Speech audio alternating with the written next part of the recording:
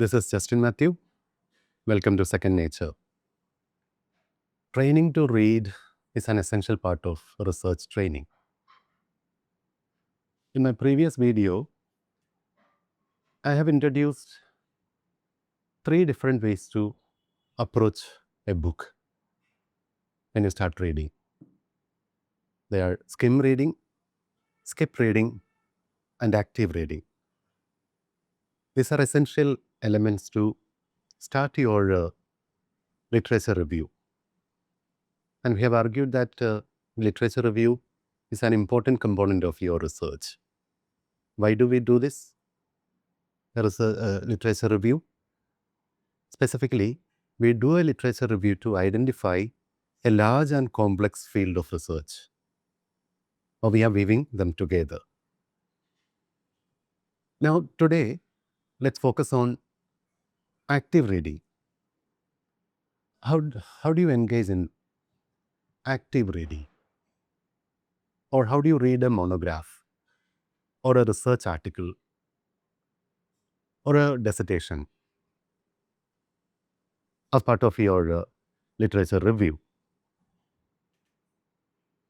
Can we simply read a book and summarize? And if you summarize, what do you summarize? So these are some of the issues we need to understand. So,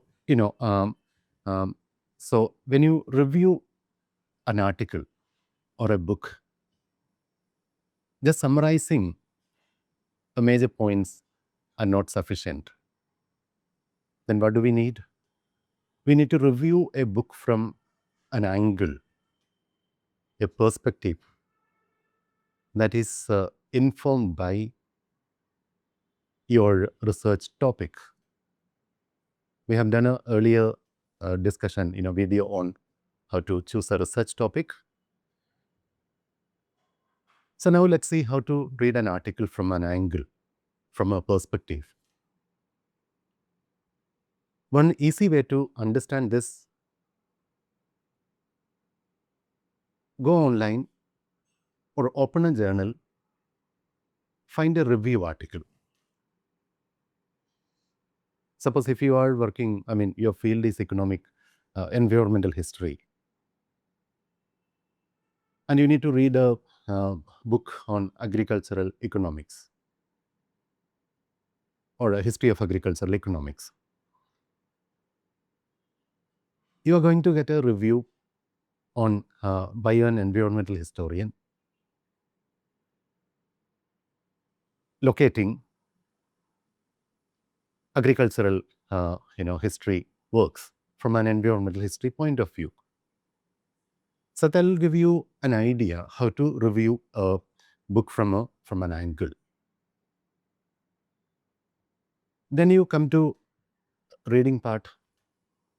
When you open a book and start reading, can we read a book like a textbook that you are familiar with already? No. There are different ways to read, approach a monograph, an article, or a dissertation. Always remember, when you read a book actively, it requires considerable amount of time to understand argument, the central argument, the main thesis. Why? Because it requires considerable amount of time to express an argument. An argument is a perspective. So therefore, we need to understand one book is one argument. An author can adopt a specific style to articulate his or her idea. So therefore, there is a need to have patience to read a book and understand the central argument. So how do you grasp that central argument? We of course require patience, but not just patience. We need an effort. We need to make an effort to understand the central argument. That means we need to understand the philosophical tradition or a methodology or a theoretical perspective that author is adopting. Means you need to locate a book in an intellectual tradition. That is essential when you read a book for your literature review. And how to read that book? I have to always remember active reading is a physical activity as well, not just mental activity. You need to always engage in writing. 50% reading, 50% writing. What is that 50% writing? Means how to take notes while reading. Always remember, do not copy down everything, do not highlight everything, underline everything. Note taking, when you take notes as part of your literature review, required 4 elements. Number 1, you need to quote directly. That is to acknowledge the author and author's contribution. And, so then you can engage in paraphrasing or note down a concept or some phrases by author. And then you need to summarize the major arguments or interventions or debates that the author is kind of engaging. Then finally, you need to write down your own assessment. As a model, I have provided you a structure how to take notes, right? So you can go through this carefully. So, and always remember, when you read a book, don't be lazy.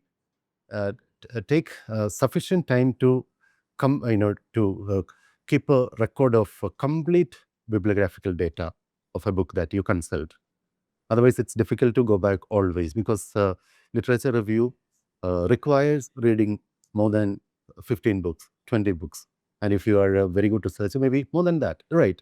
So therefore, what all information you need to kind of maintain when you read a book, even if you have a personal copy of that book, make sure that you, have a bibliographical details that include author, full name of author or authors or editor, and full title of the book, and edition, particular edition of that book, because one book can have multiple editions. Okay, the first edition was published maybe in 1965, second edition 1980, or a third edition 1995. So which edition you are reading? Because the authors always revise, modify their arguments, information, details, and volume and place of publication. And if you read a journal, make sure that volume, number of a issue, these details should be mentioned, and publication place, publisher, year of publication, and more importantly, if you read a chapter or if you read an article, specifically mention page numbers. And these days we have online data. When you read online data, you keep a record of URL and more than that, date of access, the day when you access that particular document. And if you have a database, if it is applicable, that as well. So for every book, every article, every dissertation you read, prepare one-page note. Beginning of that one-page note, as you can see in this, the model I have prepared, you need to have a title and keywords. Identify 5 or 6 keywords, and always try to have a visual tools. I'm providing you 2 models here, visual tools to prepare note. Either you can follow a diagram or you can follow a flow chart. So that will help you to make knowledge your own by doing this kind of systematic reading of a book.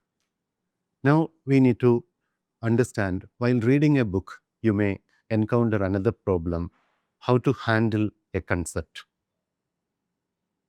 We'll discuss that problem in our next video. Thank you.